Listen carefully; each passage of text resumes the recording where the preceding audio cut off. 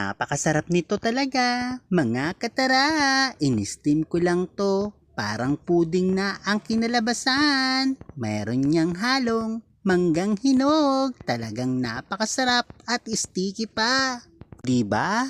Kitang-kita yung manggang hinog na halo ko.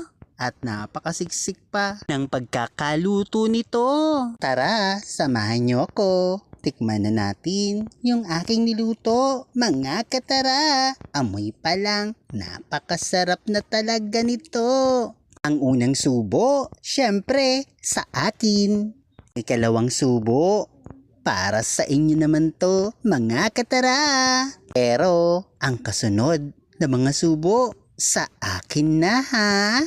Sarap, grabe, sobrang sarap. Ang mga sangkap nito, pinaghalo-halo ko lang. Gatas, na iba, condensed,